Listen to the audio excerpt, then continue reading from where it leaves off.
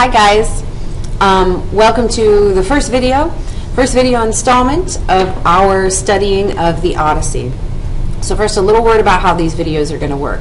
The idea here is that you are doing the reading at home with the aid of these videos. So the Odyssey is poetry. It sometimes can be a little difficult, and in the past what we used to do is we would read it out loud in class and I would stop and explain a lot of stuff. But what that ended up doing was we were spending a lot of class time just listening to me talk, which is not the best use of our time together in the room. So I figure if I can sort of record these lectures and the reading stuff for you to watch and take notes on at home, then when we come to class and we're in the same room together, we can engage in more active exercises, things like group work, writing, and discussion.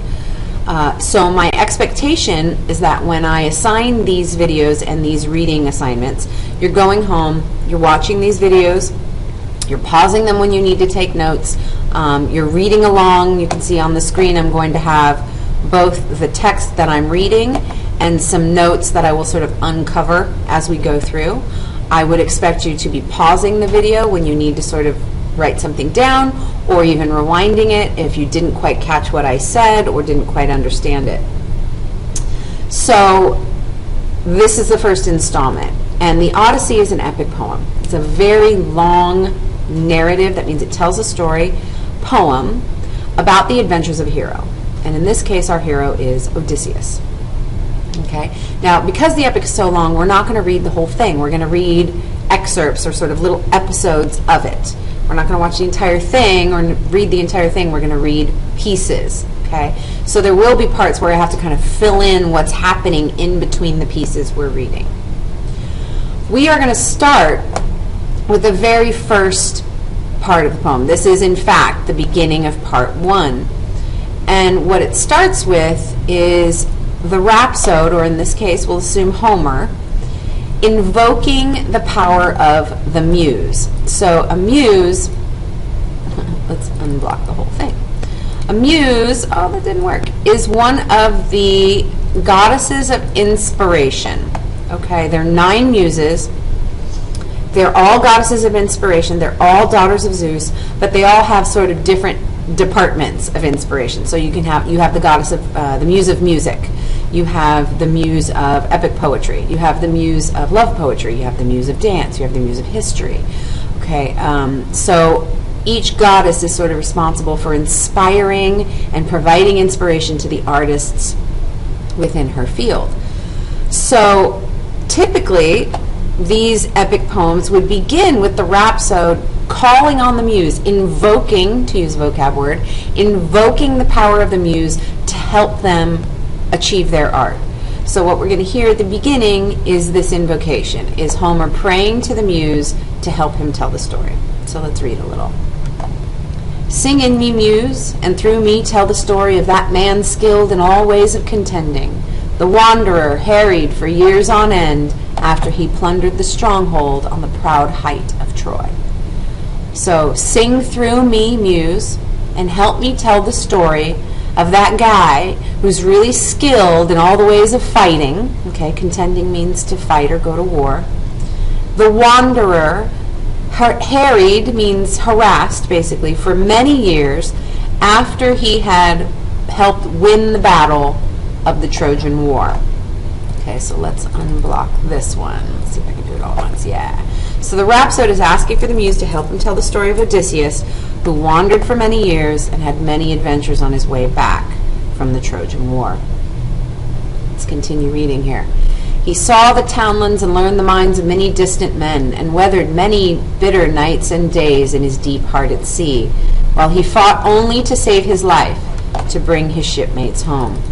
So his main goal here, he's obviously, he saw many different places, he met many different people, he spent many difficult nights and days at sea, and his only goal was to save his own life and return home, but also to get his men home safely. Okay, he was a good chief, he was the king of Ithaca, one of the Greek islands, and he really felt strongly about trying to not just get himself home, but to also be a responsible leader and get all of his men home as well. But not by will nor valor could he save them, for their recklessness destroyed them all, children and fools. They killed and feasted on the cattle of Lord Helios the sun. And he who moves all day through heaven took from their eyes the dawn of their return. But not with willpower or bravery could he save them. So Homer gives us a little bit of a spoiler here. He tells us he wanted to bring his shipmates home, but he couldn't. No matter what he did, no matter how hard he tried, and no matter how brave he was, valor is a word for bravery, he could not save them. Now the reason this is not technically a spoiler is we have to understand that the audience of Homer's, the Greek audience, already knew this story. It's a lot the same way that we are so familiar with our fairy tales. We know the story of Cinderella. We know how it ends. We know the story of Red Riding Hood, okay? So, but we still like to hear them retold and told in more detail or told a slightly different way. So that's why you end up with, movie versions that keep coming out of the same story again and again. So he's not giving anything away to his audience here, letting us know that Odysseus is unsuccessful as far as bringing his men home alive, because the audience would have already known that. But he does give us a little preview of that, and he even tells us why they were not successful in coming home. It's because their own recklessness destroyed them. And he says, what was that recklessness? They were children, they were fools, and they made the mistake of killing and eating the cattle of the sun god, Lord Helios. And Helios was pissed. And so he who moves all day through heaven, right, the sun, Helios, took from their eyes the dawn of their return. He took away from their eyes any hope of returning home. So essentially he killed them. Let's uncover that note. There we go. Odysseus could not save his men because they were reckless. They slaughtered and ate the cattle of the sun god Helios, and Helios punished them for that. They would not be able to return home. Let's continue reading. Of these adventures, Muse, daughter of Zeus, tell us in our time, lift the great song again. Begin when all the rest who left behind them headlong death in battle or at sea had long ago returned, while he alone still hungered for home and wife. And now at this point, Homer even says where he wants to start the story. He wants to start the story not at the beginning, but at the point where where Odysseus is on Calypso's island. Okay, he says, "Begin when all the rest who left behind them headlong death in battle or at sea had long ago returned." So start the story when pretty much everybody else had either gotten home or died, except he alone, Odysseus, still hungered for home and wife. While you still have Odysseus out there wishing for his home, wishing for his wife. Okay? And then he tells us exactly where he is. Her ladyship Calypso clung to him in her sea-hollowed caves, a nymph immortal and most beautiful who craved him for her own. Let's start when he's on Calypso's island. Calypso is a beautiful, immortal nymph, right? She's a goddess.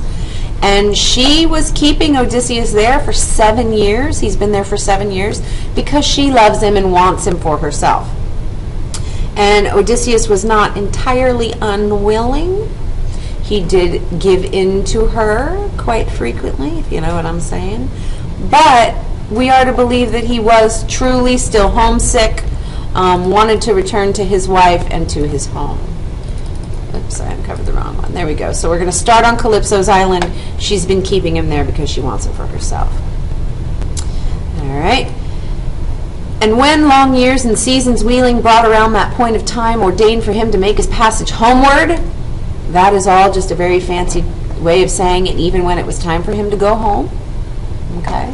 When those long years and seasons finally rolled around to the point where it was ordained, predestined for him to return, trials and dangers even so attended him, even in Ithaca near those he loved.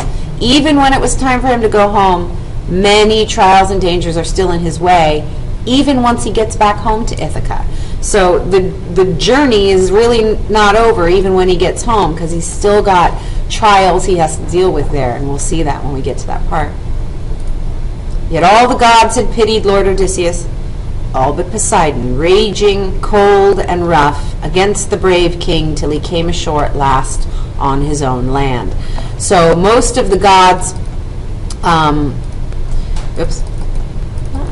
most of the gods had Odysseus's back, especially Athena, who was looking out for him. Except Poseidon did not. Poseidon has a grudge against Odysseus, which we will learn about in a little bit. So Poseidon does everything within his oceany power to try and make sure Odysseus does not make it home.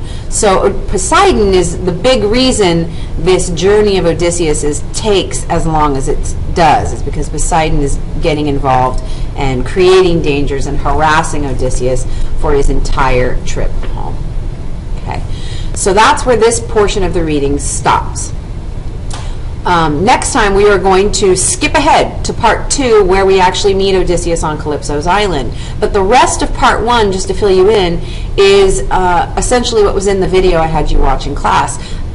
Most of part 1, after this initial invocation, is Telemachus wandering around the Mediterranean. He's a grown man now, son of Odysseus, trying to find out what has happened to his father. So he's going around talking to all the other Greek chiefs, hearing about his father's adventures, but not really getting any news as to where his father is, if he is alive, and if he will be returning home.